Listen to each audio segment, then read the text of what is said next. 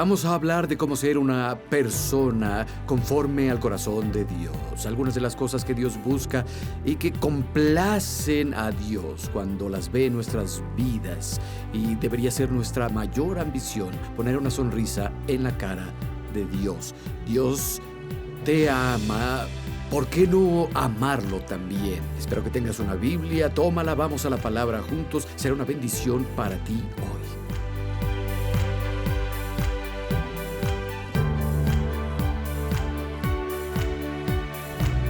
Tengo un mensaje que compartirles hoy. Se llama Un hombre conforme a mi corazón. En Hechos capítulo 13, Pablo está dando una lección de historia a algunos judíos reunidos en una sinagoga. Y lo que hace es prepararlos para predicarles de Cristo ahí mismo. Pero en cierto punto menciona algo que atrapó mi imaginación y quiero hablarles sobre esto. Está en el verso 22 de Hechos capítulo 13. Dice, tras destruirlo, hablando de Saúl, el primer rey de Israel, les puso por rey a David, de quien dio este testimonio, diciendo, he encontrado en David, hijo de Isaí, un hombre conforme a mi corazón. Él hará toda mi voluntad. Quiero hablar sobre la frase, un hombre conforme a mi corazón. Y el hecho de que Dios dijo, lo encontré, indica que hubo una búsqueda. De hecho, el verso que cita a la ligera de primera de Samuel 13, verso 14, dice, el Señor buscó para él un hombre conforme a su corazón. Es algo que Dios aún está buscando hoy. Las Escrituras declaran en 2 de Crónicas 16, 9, el Señor recorre con su mirada toda la tierra para ayudar a todos a quienes cuyos corazones le son fieles. Y me encanta esta versión estándar. Los ojos del Señor buscan por todos lados en la tierra para mostrarse con fuerza y con todo apoyar a los corazones que sean del todo suyos. Dios quiere con todo apoyarnos y está buscando en toda la tierra un tipo particular de corazón, un corazón que sea del todo suyo.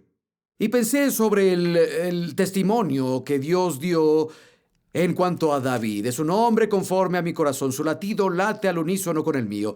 ¿Qué tenía el corazón de David que hizo que los ojos de Dios se detuvieran en David y dijera eso? Es lo que buscaba. Claro, vemos desde el contexto aquí que tuvo que ver con, número 1, obediencia. Encontró a David, un hombre conforme a mi corazón, que era toda mi voluntad, y en el contexto habla de gobernar la nación. Mientras que Saúl, su predecesor, desobedeció los mandamientos de Dios y no gobernó a la nación con la palabra de Dios.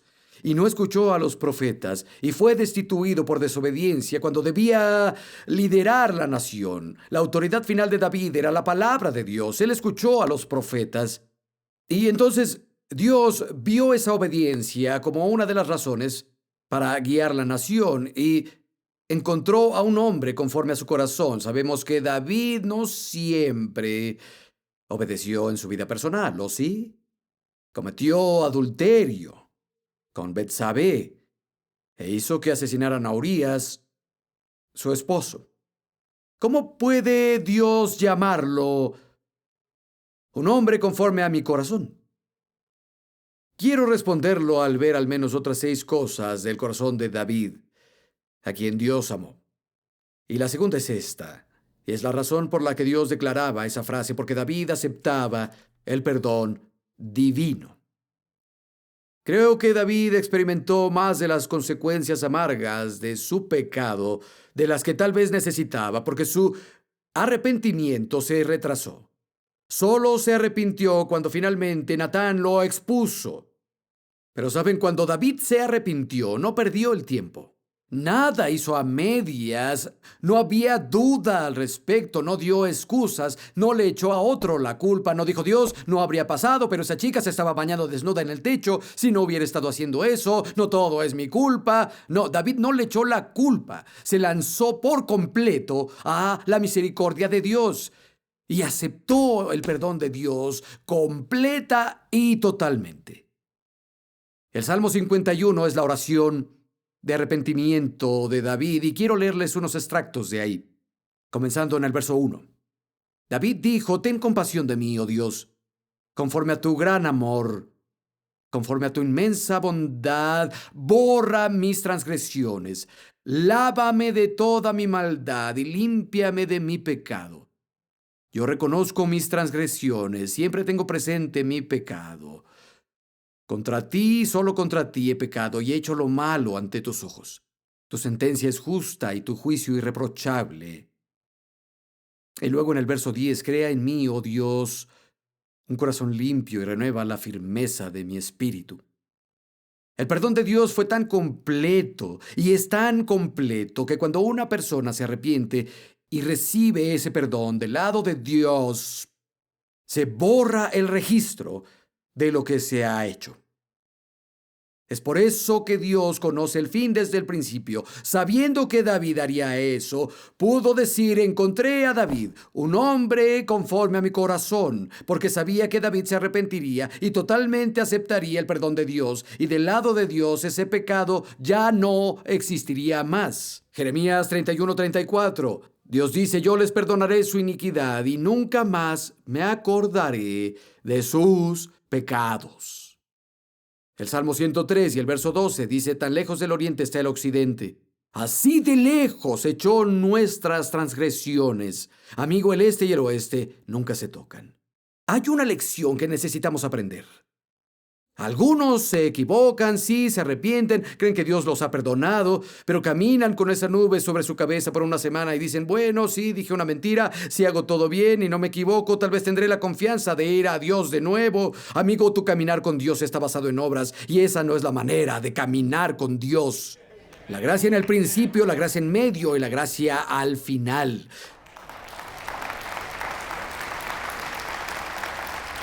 Tenía un amigo, solía venir a Cottonwood en los primeros días cuando éramos pocos y tuvo un don profético en su vida. Ocasionalmente traía una palabra de ánimo a la reunión y casi siempre nos levantaba la fe en la reunión, animaba a las personas y me confundía porque era un amigo, salíamos a veces, pero es lo que se llama un creyente submarino.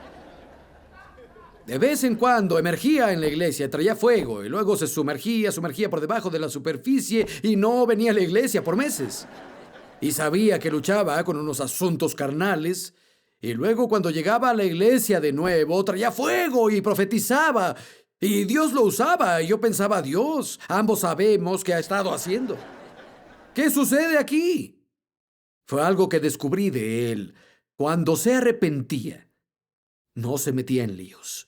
Se lanzaba a la misericordia de Dios y totalmente aceptaba el perdón de Dios.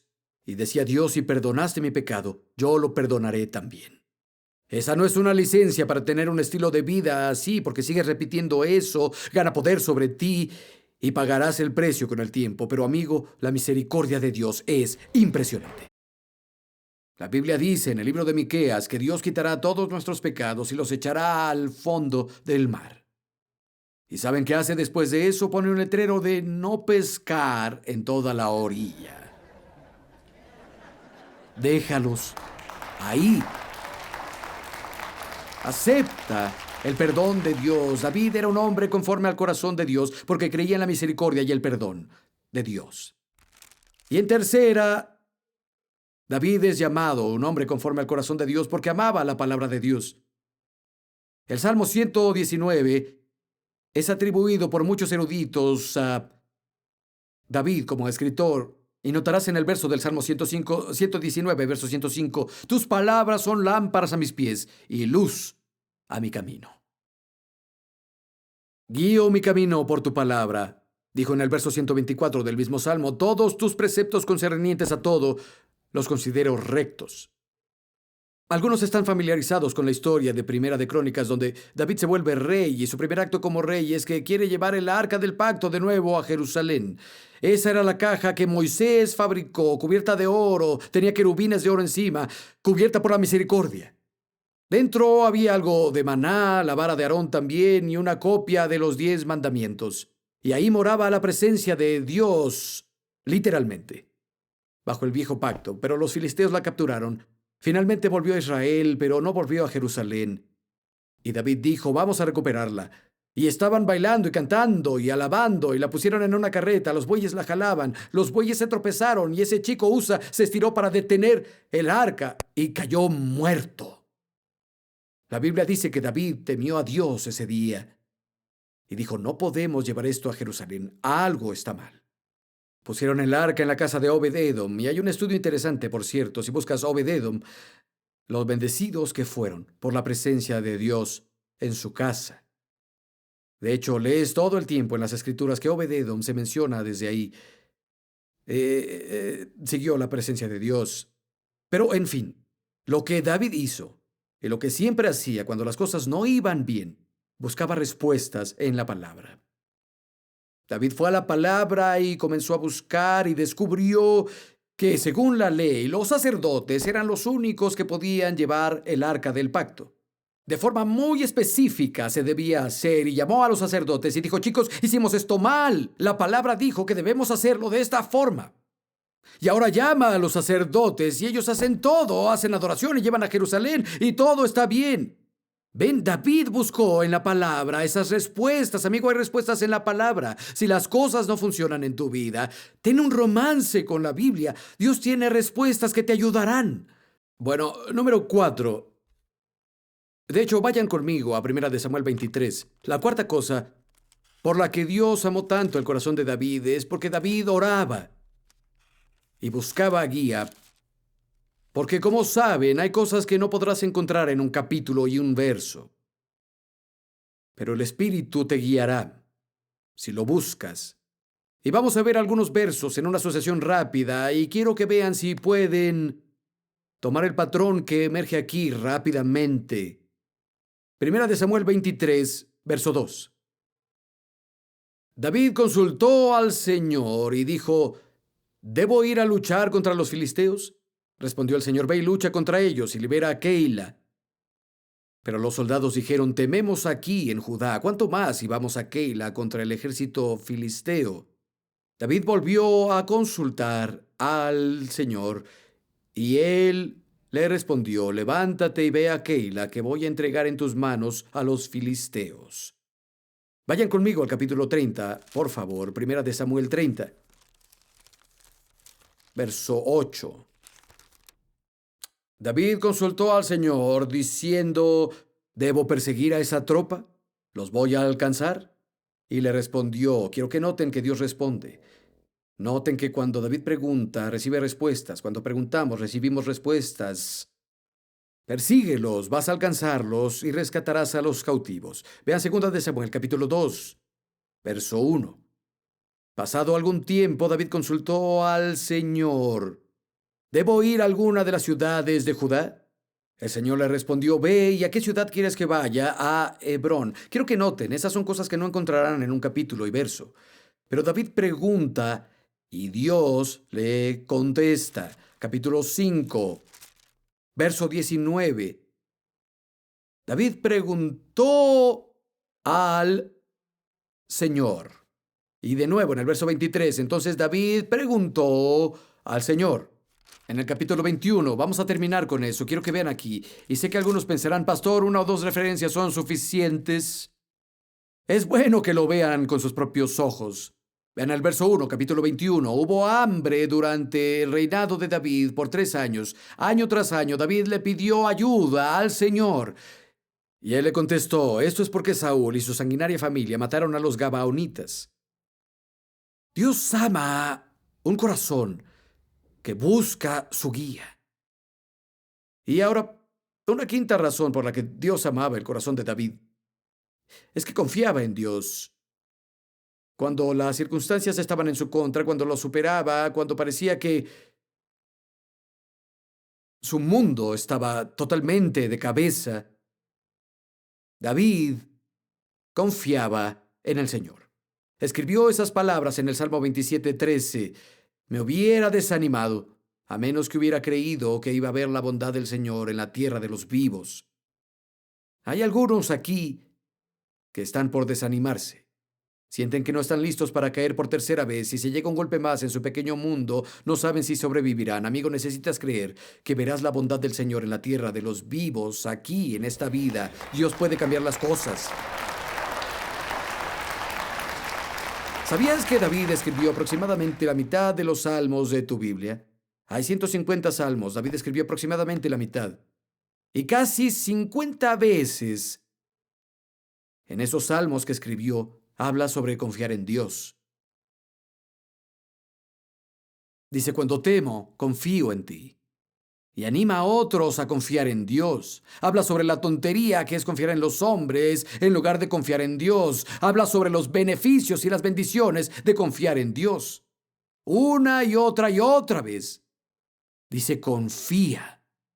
Y apuesto a que recuerdan esto que David escribió en el Salmo 20, verso 7. Algunos confían en carros y algunos en caballos. Pero nosotros recordaremos el nombre del Señor, nuestro Dios. ¿Qué caballos tienes? ¿Qué carros tienes? Es mejor confiar en el nombre del Señor tu Dios, y es una verdad que David pudo vivir de adolescente ante todo Israel. Es enviado por su padre al campo de batalla.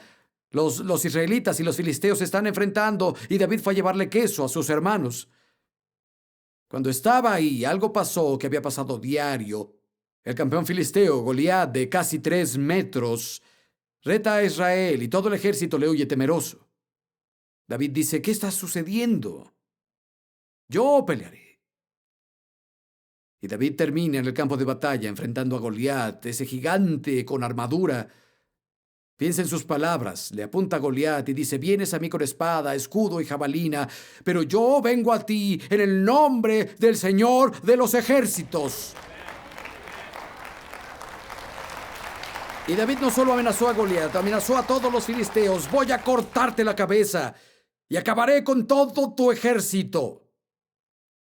La frase, vengo a ti en nombre del Señor de los ejércitos, es la referencia que Dios usa para sí en el Antiguo Testamento. De hecho, encontrarán la frase, el Señor de los ejércitos, unas 260 veces en el Antiguo Testamento. Literalmente significa el jefe de los ejércitos, específicamente de los angelicales. David no hablaba del ejército israelita. Todos se escondieron, salieron corriendo. Vengo a ti en el nombre del Señor de los ejércitos angelicales que no veo. Pero creyó que estaban ahí, porque Dios dijo que estaban ahí.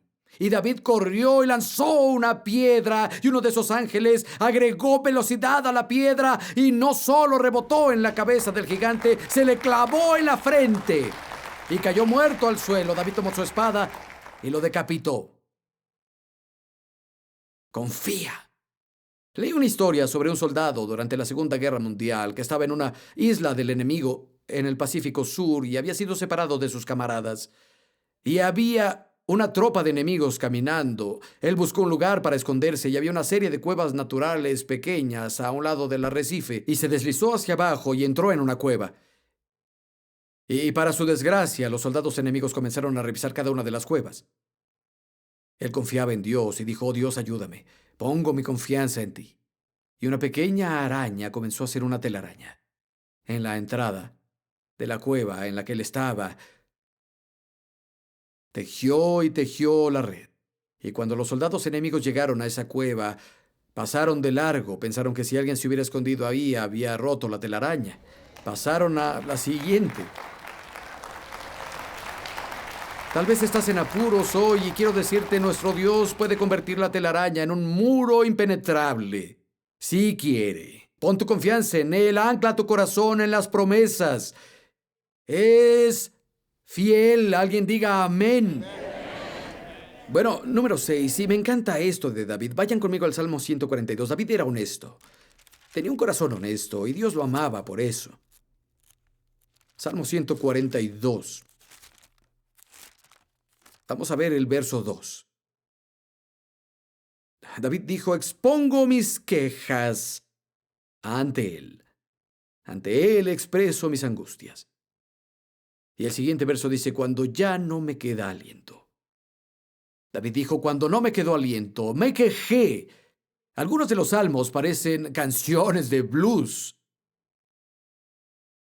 David siempre fue honesto con Dios. Como Dios, ¿dónde estás?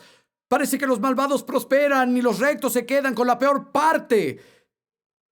Dios, ¿por qué estás tan lejos de mis lamentos? ¿Dónde estás? Parece injusto. David derramó su corazón ante Dios. Dios ama un corazón honesto. Si estás molesto con Dios, dile. Él ya lo sabe. Si estás decepcionado de Dios, podrías decírselo. Él ya lo sabe. Si estás enojado, si estás abrumado, díselo. Muchos usan una fachada, incluso en la presencia de Dios. Y David era muy transparente con Dios, pero siempre encontrarás que cuando hablaba en los salmos, antes de terminarlo, siempre se quedaba en la presencia de Dios lo suficiente para que su corazón volviera a un lugar de confianza antes de terminar. Y amigo, esa es la clave. De hecho, vean el verso 7 de este salmo. En el verso 2 se está quejando. En el verso 7 dice: sácame de la prisión, para que alabe yo tu nombre. Los justos se reunirán alrededor por la bondad que me has mostrado. David habla de su problema, se está quejando ante Dios, pero se queda en la presencia de Dios suficiente para que Dios influyera en su corazón.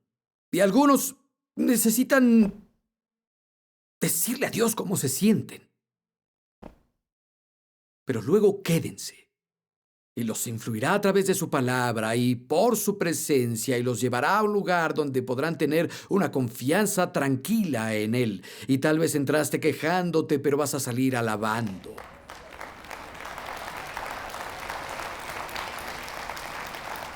Dios ama a un corazón honesto. ¿Por qué creen que Jesús dijo en el libro de Apocalipsis: desearía que fueran calientes o fríos, pero son tibios, los vomitaré de mi boca? Al menos la persona que es fría es honesta. Sí, soy frío hacia Dios, no voy a la iglesia, estoy pecando, lo sé, Dios lo sabe, ¿sí? Y Dios dice: eso es mejor que la persona que está fingiendo. Al menos puedo trabajar con el que es frío. Bueno, número 7, les repito, número 7. Puedes decir para tus adentros, ya casi termina. Creo que Dios amaba el corazón de David porque David amaba la casa de Dios. Vayan conmigo, por favor, a Segunda de Crónicas, capítulo 7. Segunda de Crónicas 7. David era un hombre conforme al corazón de Dios. Esta versión dice: hombre cuyo corazón late con el mío. Segunda de Crónicas 7. Quiero que consideren las palabras de Dios a Salomón sobre la casa de Dios, que hoy representa el lugar donde los creyentes se reúnen. Segunda de Crónicas 7, verso 16, Dios dice: desde ahora escojo y consagro este templo para habitar en él para siempre.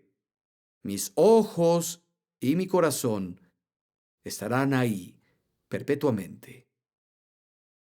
Sé dónde están los ojos de Dios ahora. Sé dónde está el corazón de Dios ahora.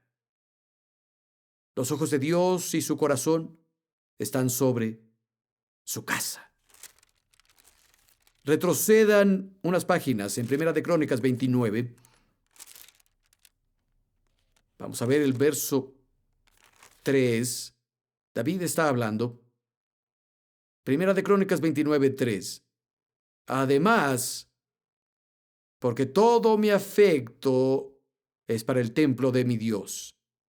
Entrego a la casa de mi Dios abundantemente todo lo que he preparado para su templo, todo mi tesoro especial de oro y plata. David ama la casa de Dios, el lugar donde el pueblo de Dios se reúne para adorarlo y tener comunión y ser instruido. Y cuando dice: pongo mi afecto y mi amor en la casa de Dios, no solo era un sentimiento. Tengo un lindo sentimiento cuando pienso en la iglesia. Su amor era expresado a través de la generosidad. Cuando dio abundantemente, me encanta esa palabra, amo el abundante de nuestras vidas, el abundantemente de los gestos hacia Dios y hacia su reino. Saben, David dio tan generosamente que inspiró a los líderes a dar. Vean el verso 6. Entonces los líderes de la familia, los líderes de las tribus de Israel, los jefes de 1000 y de 100, y los encargados de las obras del rey hicieron sus ofrendas voluntarias. En los siguientes versos hablan de la plata y el oro y las piedras preciosas y todo lo que llevaron. Y luego las personas fueron inspiradas. Verso 9. El pueblo se regocijó al dar voluntariamente. Por su corazón leal dieron voluntariamente al Señor, y también el rey David se regocijó mucho. Me gustaría tener tiempo para ver todo este capítulo, pero quiero ver una cosa más que David oró en conexión con esto, en conexión con amar la casa de Dios, dar generosamente. David entendió algo sobre el corazón de Dios. El corazón de David latía al unísono con Dios. Vean el verso 18, parte de la oración de David. Oh Señor Dios de Abraham, Isaac e Israel, Padre nuestro, guarda esto para siempre. Dios de Abraham, Isaac e Israel, nuestros padres, guarda esto para siempre en la intención de nuestros pensamientos, del corazón de tu pueblo, y mueve sus corazones hacia ti. Este amor y generosidad y disposición de espíritu a tu casa, Dios, que sea la intención de los corazones de tu pueblo hacia tu casa en cada generación para siempre. David oró para que el pueblo de Dios nunca perdiera esto.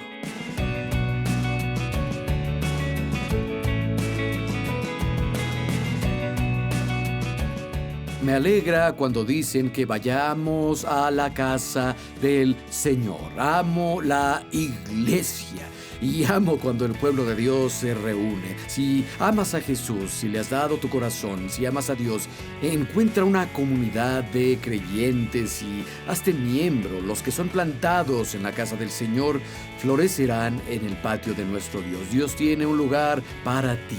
Él pone a los solitarios en familias, declaran las Escrituras. Bendiciones.